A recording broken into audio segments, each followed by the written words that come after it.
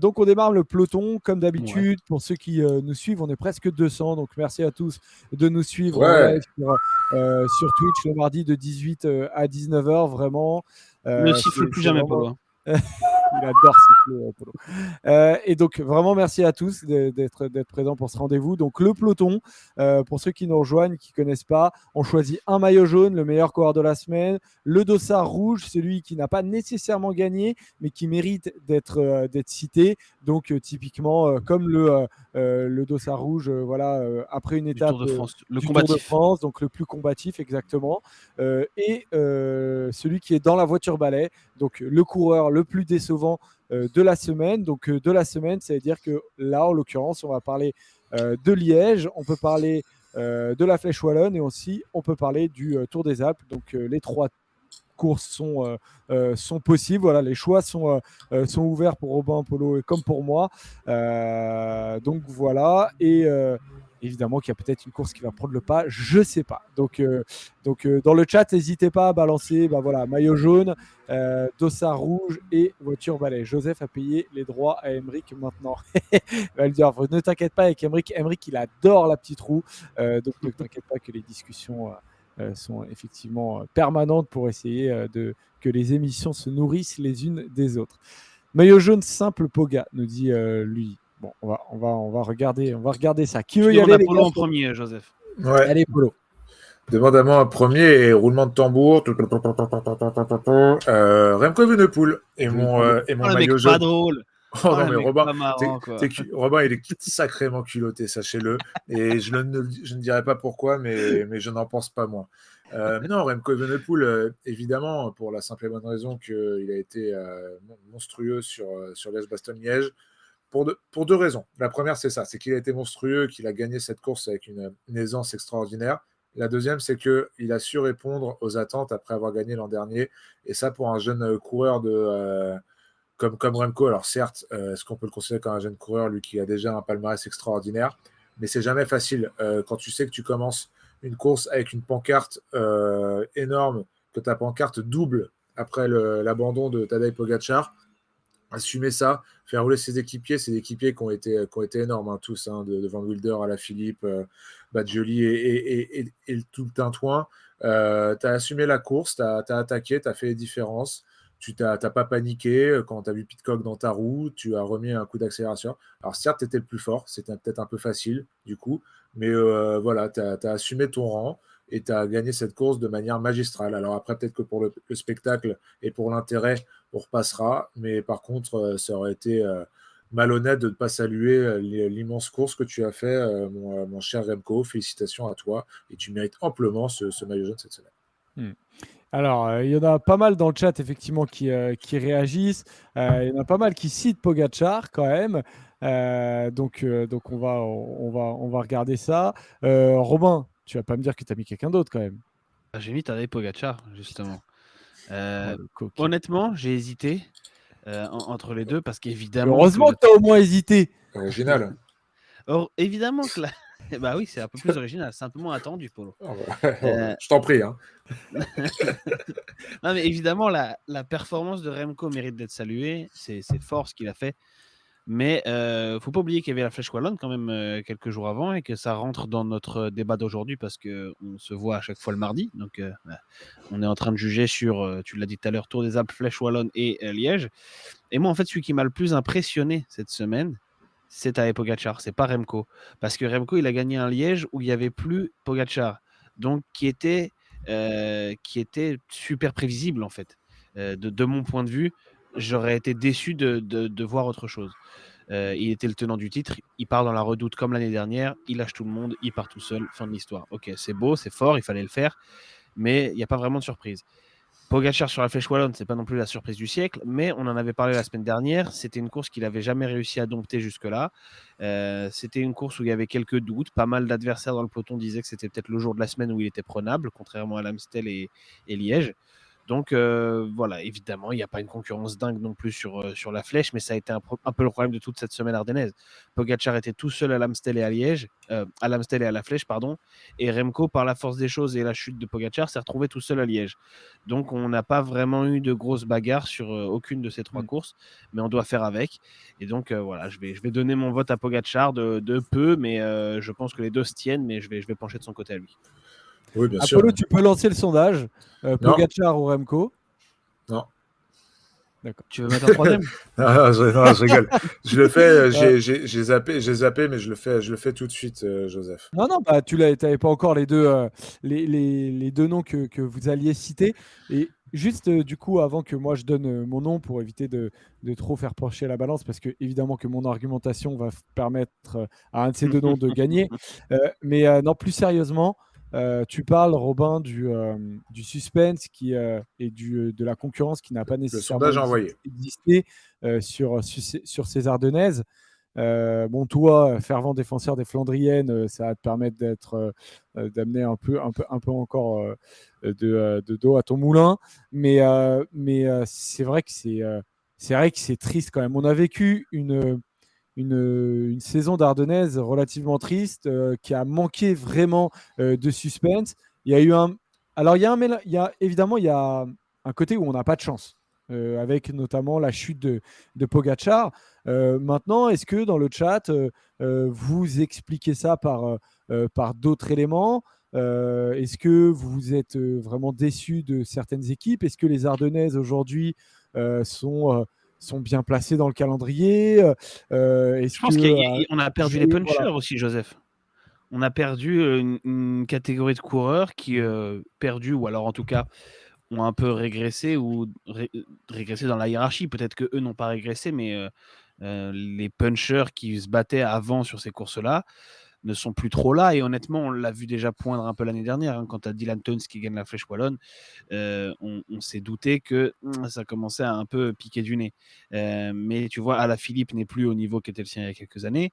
Valverde a pris sa retraite. Avant lui, il y avait Rodriguez qui était aussi un spécialiste de ces courses-là qui avait pris sa retraite. Philippe Gilbert est passé de coureur des Ardennaises à coureur des Flandriennes. Voilà, tu cumules un petit peu tout ça.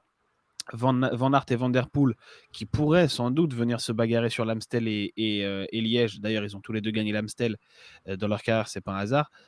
Ça fait long pour eux de démarrer à San Remo et d'aller jusqu'aux Ardennaises. C'est un peu compliqué physiquement et sans doute aussi mentalement. Donc, ils ont coupé après Roubaix. Tout ça fait que tu te retrouves avec une concurrence très faible. Tu ajoutes aussi, par exemple, un David Gaudu qu'on peut imaginer se bagarrer sur la Flèche Wallonne et sur Liège qui n'était pas au niveau cette semaine.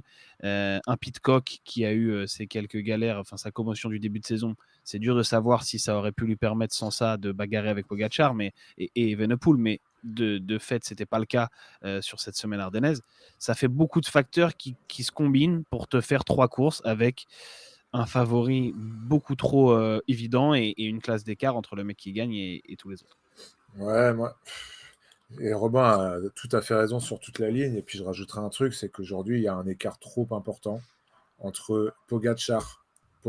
Alors, ma caméra est là. Pogacar, Remco Evenepoel, Mathieu Van Der Poel, Wout van Aert. Tu peux rajouter un Roglic et un Vingegaard en fonction des courses et des situations.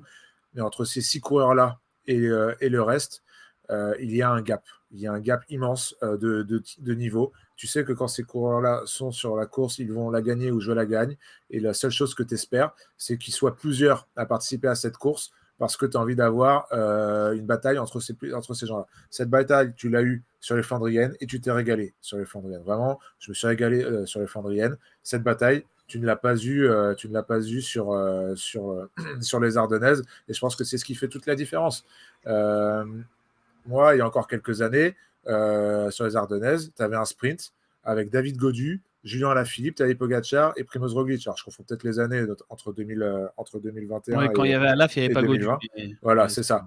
Et voilà. Et là, tu passais de très belles Ardennaises parce que tu avais les Cadors. Et il y a peut-être moins de Cadors, ou du moins les nouveaux Cadors sont beaucoup trop forts par rapport à ceux d'avant. Mais le fait est que maintenant, tu sais à quoi t'en tenir avec ces 6 fantastiques. Ils ont tout gagné. Hein. Ils ont gagné les 6 derniers monuments. C'est ça. Et tu sais que quand ils participent à une course, ils vont la gagner. La question, c'est de savoir si tu as l'un de ces autres fantastiques qui pourra lui faire un peu d'ombre. C'est ce qu'on espérait sur Liège avec la présence de Pogacar. Finalement, on n'a pas eu ce duel. Et c'est ce qu'on n'a pas eu sur la Flèche. On en avait parlé dans cette émission la semaine dernière avant la Flèche.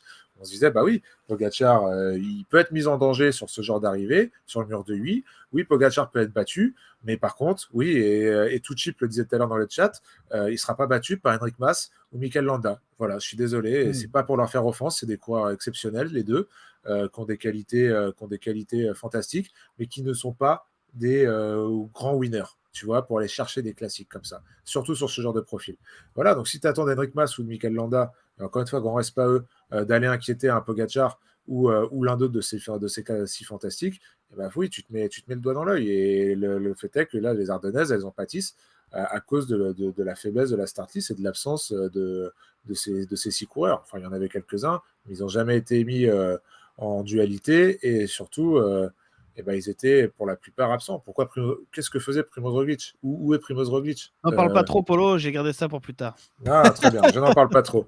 Donc voilà, c'est un peu chiant, mais je pense que c'est une question de cycle aussi et que l'année prochaine, sur les Ardennaises, si tu as Roglic, Evenepoel, Van Aert et Pogacar et Remco, Roglic, Evenepoel, Van Aert et Pogacar, bah, crois-moi que tu ne vas pas la regarder de la même manière et je pense que le spectacle ne sera pas le même. On va attendre de voir l'année prochaine, mais voilà. C'est juste pour moi une question de start list de 1 et surtout d'écart de niveau abyssal, quoi. Ouais, c'est clair. Et après, bah, du coup, c'est Evenepoel qui a gagné le maillot jaune cette semaine.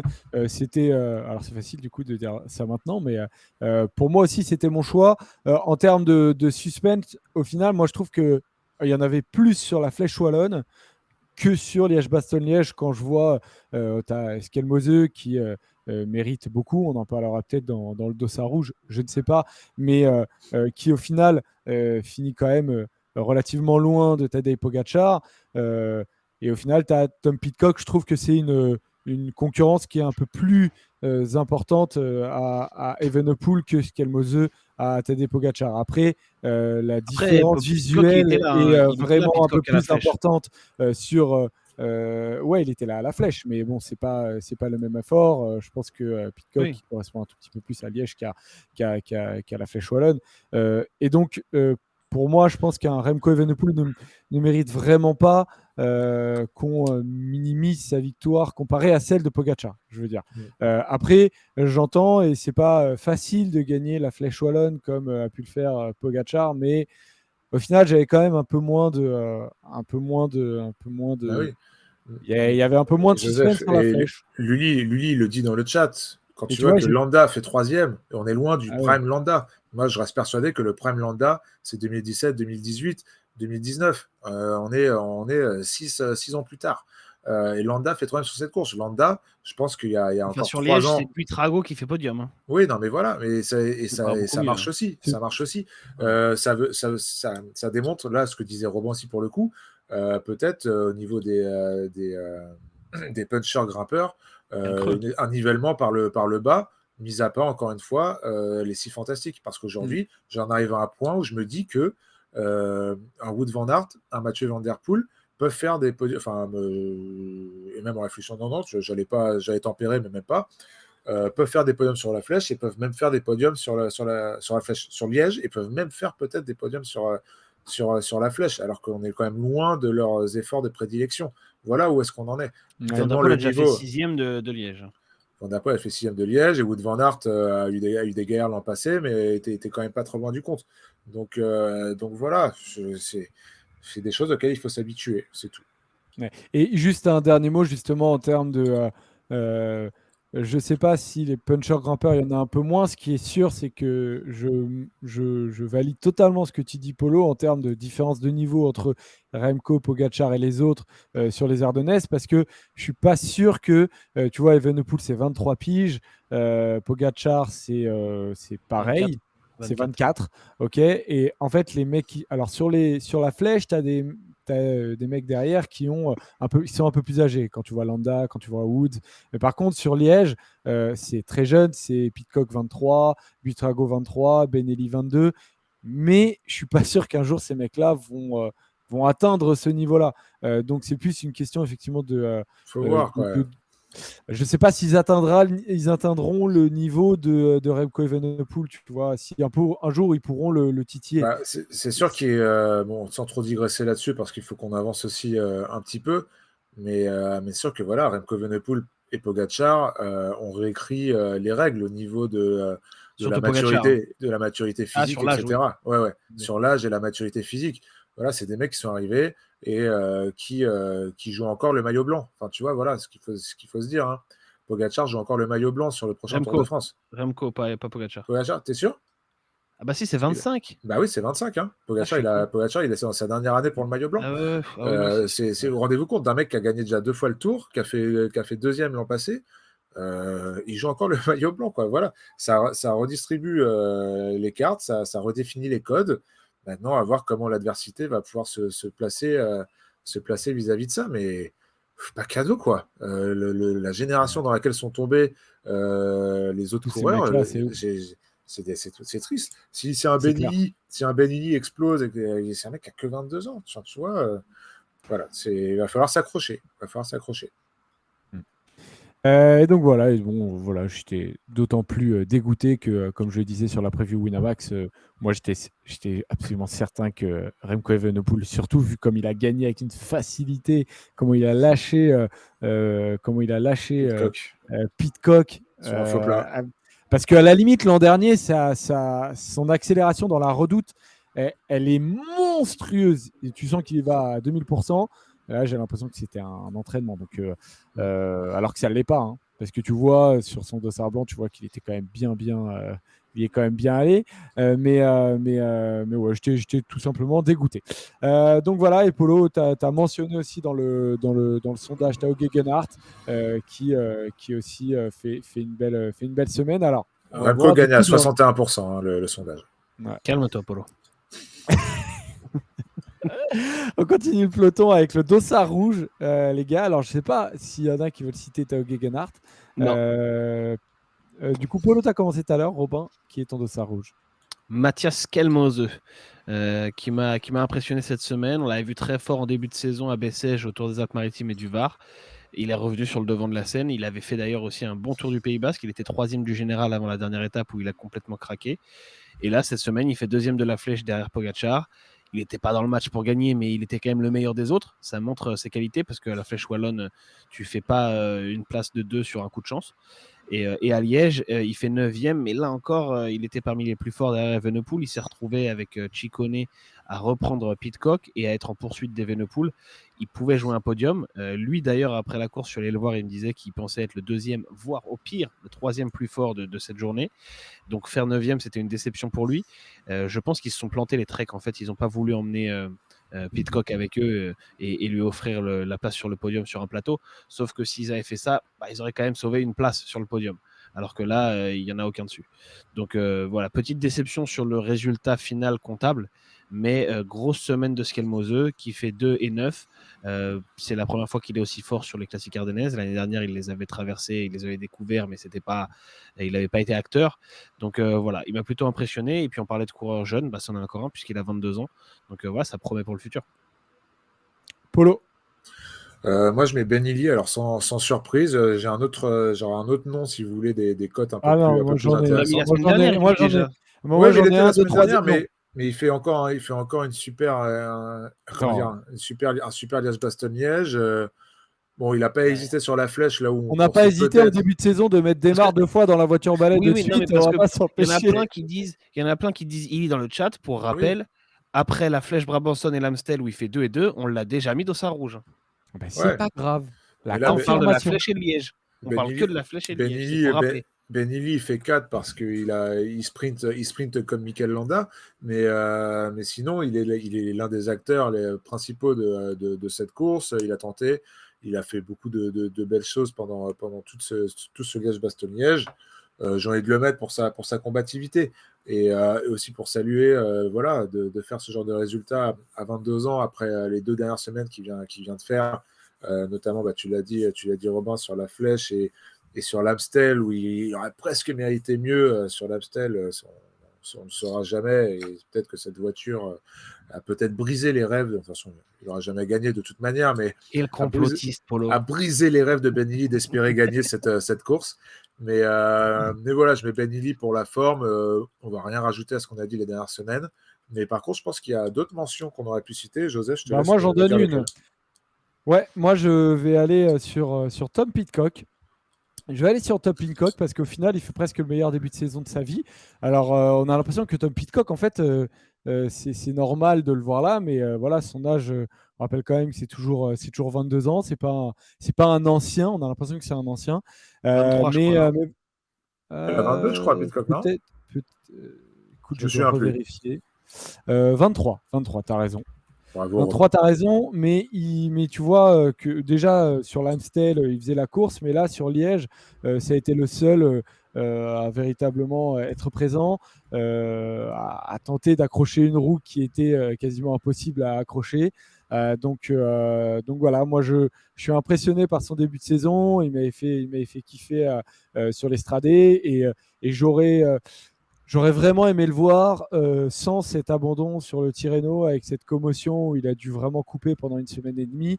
Et je pense que ça l'a vraiment coupé dans son rythme. Et c'est dommage. Alors, je ne dis pas qu'il serait allé chercher Remco Evenepoel, mais voilà, je suis content de le retrouver à ce niveau-là et de sauver le début de saison d'Ineos, quoi, parce que sur les classiques, voilà, j'aime ce que fait Tom Pidcock et donc je voulais vraiment le mentionner. Et puis après, il y a d'autres mecs comme Buitrago, je l'attendais pas là. Je le reconnais, j'attendais plus un Landa dans son équipe. Mais voilà. Mais en tout cas, je garde plutôt Tom Pidcock. Ok. Moi, j'ai une mention, Joseph. J'avoue Vas-y. qu'il m'avait un poil déçu, moi, Pidcock. Si tu regardes le plan comptable, c'est vrai qu'il fait un poil déçu. C'est dur de dire ça comme ça, mais c'est ça en fait qui m'étonne, moi. C'est En fait, les c'est juste- attentes qu'on a c'est juste qu'à un en moment, Pidcock il était comparé à censé ce faire qu'il a partie. déjà fait les autres saisons en début de saison. Sur Oui, mais les il était- Ardennaises, un enchaînement total. Il l'a On jamais l'a- fait ce qu'il a fait là. Je suis d'accord avec toi, Joseph, mais on l'a un moment mis dans la catégorie des 4 fantastiques, justement, Mais sur les classiques. Et il n'y est pas. finalement, est-ce qu'on l'a pas fait à tort? Peut-être. C'est pour ça que je dis que je suis pas. Il y C'est pas une a- vraie déception. Il y a C'est ça. juste Et un questionnement que j'ai eu en me disant et c'est l'Amstel et Liège ont révélé que définitivement il n'était pas encore dans cette catégorie-là. c'est ça. Alors qu'on aurait pu y penser, parce que tu disais, voilà, notamment quand il fait son triplé championnat du monde, son triplé, ouais. Triplé au championnat du monde, et qu'en plus, derrière, tu commences l'année en gagnant l'Estradé Bianche de manière très, très facile. Tu dis, ok, ça y est, Pidcock, il fait partie de ce coup-là. Donc, je peux comprendre l'avis de Robin, pour le coup, que je rejoins pour une fois ce soir, qui dit que Bon, en vrai, oui, arrête. il est dossard rouge parce qu'il a bataillé derrière les meilleurs. Mais oui, mais c'est sa place en fait.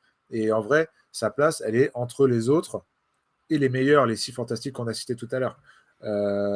Parce que pour moi, il y a un écart de niveau entre Pidcock et ceux encore de derrière, notamment sur ce type de parcours que sont Oui. l'Amstel et Liège-Bastogne-Liège. Là où je rejoins Robin, c'est que tu peux peut-être te dire, ah bah ouais, mais Pidcock, en fait, sa place, ça devrait être avec les meilleurs. Ça ne devrait pas être dans une zone grise entre les 6 fantastiques et le reste du monde.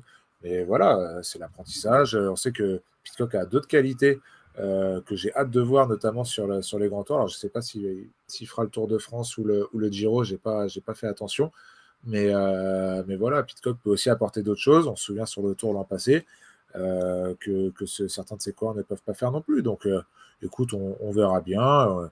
Mais voilà, pour finir là-dessus, il devrait être... C'est normal pour moi qu'il soit plus fort que les autres. Mais je pense qu'il doit être un peu déçu lui-même, lui le premier d'ailleurs, de ne pas être avec les meilleurs. Et dans le sondage, du coup, c'est Ben Eli qui vraiment a remporté assez sérieusement. Il Alors, reste du temps pour 50%, voter. il hein. reste un peu du temps pour le moment. Votez Skelmose, Ben Eli les reste à gars, les 50%. gars. Mais c'est vrai que Skelmose, c'est quand même quelqu'un. Il y Mais a en fait, 6 le personnes qui ont voté autre. Hein. Le problème pour Skelmose, c'est qu'il a brillé sur la course la moins importante de la semaine entre la Flèche et Liège, alors que c'est pas nécessairement. En fait, c'est extrêmement raison. difficile d'arriver de faire deux de la Flèche, tu vois. Donc, il était pas mal sur Liège, hein, quand même. Et il était pas mal sur Moselle. Liège en plus. Il fait top 10. Il fait quoi? Il fait Il est 7 peut-être sur plus Liège. fort que Illy sur Liège, Non, mais mais c'est il ça. fait un moins bon résultat. Moi, C'est vrai. moi sur Liège, pour dire qui a été le plus fort, je prends le temps de passage en haut de la côte de la Redoute et il passe 3e ou 4e, hein, Ouais. Ouais. voilà. Mais moi, je rajouterais une mention, si vous me permettez, les gars. Alors, ça risque peut-être de faire rigoler. J'ai vu un mec dans le chat qui l'a cité. C'est Pavel Sivakov.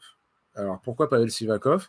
Parce que c'est un dossard rouge du plus combatif, de quelqu'un qui a beaucoup donné.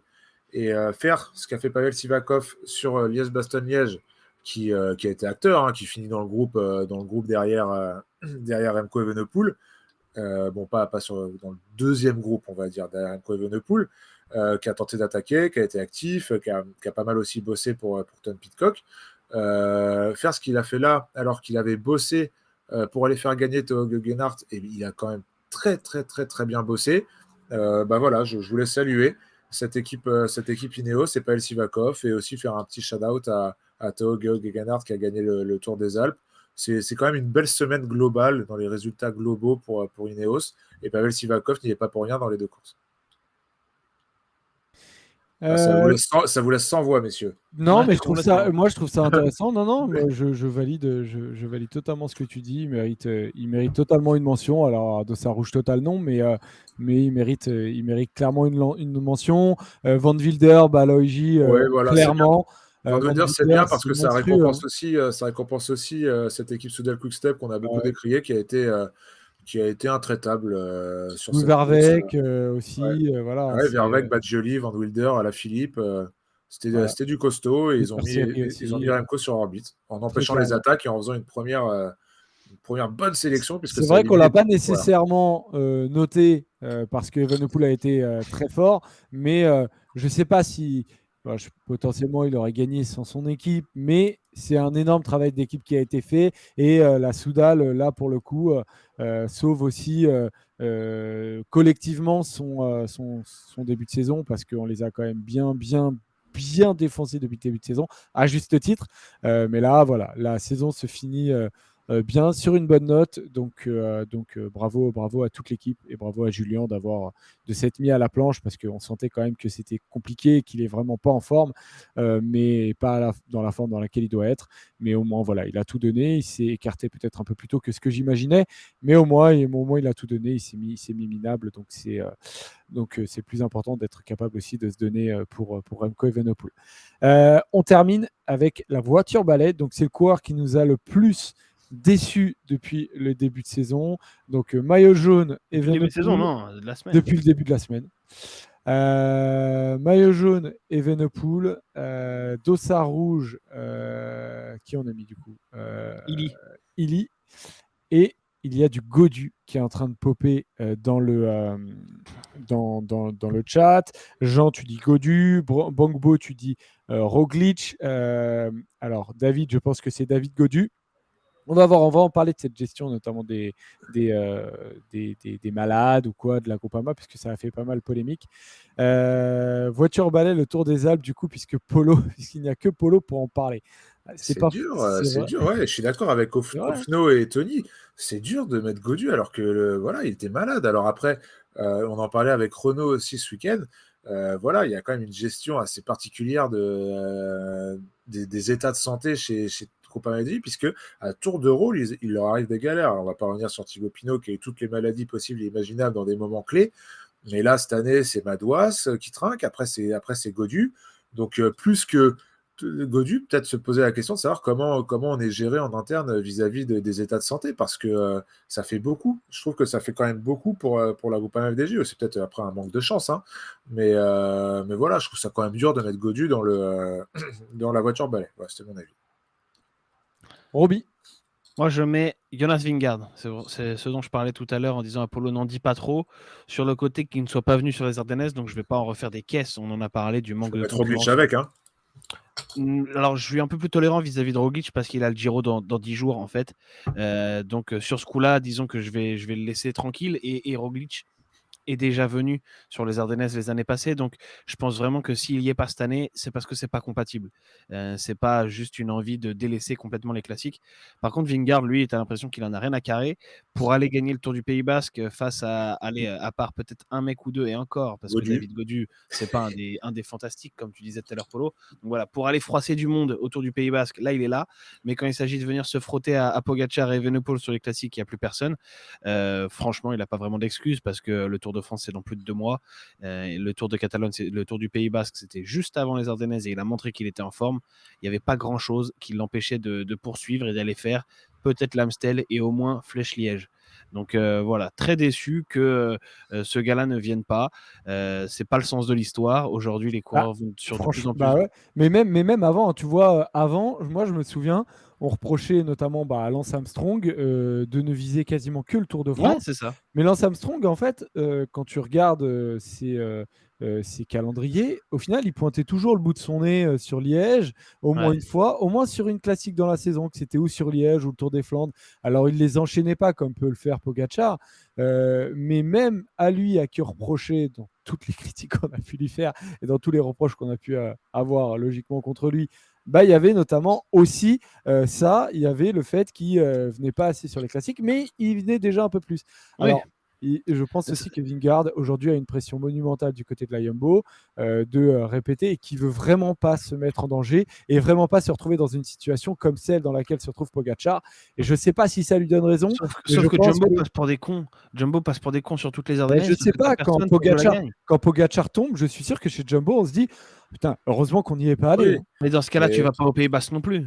Il y a pas. Je peux comprendre. C'est quand même moins risqué. Je peux comprendre un petit peu ça. C'est quand même moins musclé comme course. Sur les Flandriennes, d'accord, peut-être. Encore que je trouve que c'est un peu bidon comme argument. Mais sur Liège, je veux dire, il est tombé tout seul. Tu peux faire la même chute. Les arrivées du Tour du Pays Basque en descente, t'inquiète pas que c'est dangereux. Hein. S'il veut pas prendre de risques sur les chutes, tu vas pas sur les courses espagnoles, vu comme c'est foutu. Donc non, moi juste, je trouve que ça va pas dans le sens de l'histoire. On a un Pogacar, mais c'est pas le seul qui va sur des courses de plus en plus variées. J'espère que Remco va y venir lui aussi. J'espère que Van Aert et Van Der Poel reviendront sur Liège parce qu'ils ont fait 3e et 6e sur cette course-là. Donc clairement, ils ont un truc à y faire. Et voilà, Vingegaard, c'est juste terriblement ennuyeux de ne pas venir sur les classiques qui lui correspondent. Il serait venu sur la Flèche. On aurait eu un duel fantastique avec Pogacar. On ne l'a pas eu. Voilà, moi ça m'énerve. Ça se défend complètement. Je suis 100% d'accord avec Robin et c'est ce qui fait que sur les Ardennaises, on se fait un peu chier. Aujourd'hui, on est dans un cyclisme à 2 vitesses avec des têtes d'affiche qui sont des équipes, qui sont UAE et Jumbo, à laquelle on peut rajouter de manière circonstancielle la Soudal Quick-Step ou Ineos. Mais quand la Jumbo n'envoie pas ses 2 meilleurs coureurs pour les classiques ardennaises, c'est normal déjà qu'on s'ennuie un peu plus sur ces Ardennaises et c'est normal qu'on leur en veuille aussi. Donc je comprends parfaitement Robin sur ce sujet. Je ne sais pas s'il y a eu d'autres noms, mais en gros, il y a Vlasov aussi qui est pas mal cité. C'est vrai que Vlasov, Enric Mas aussi a été cité. Tu mets Mas, Polo. Ok. Moi, c'est vrai que Vlasov, j'aime beaucoup. Il passe complètement à côté de son début de saison. En plus, il a lâché le Tour des Alpes en le souhaitant pour aller sur Liège. Je ne sais pas ce qu'il allait faire sur Liège. Voilà. Je ne comprends pas. De qui tu parles ? Je parle de Vlasov. Ah, de Vlasov, ouais.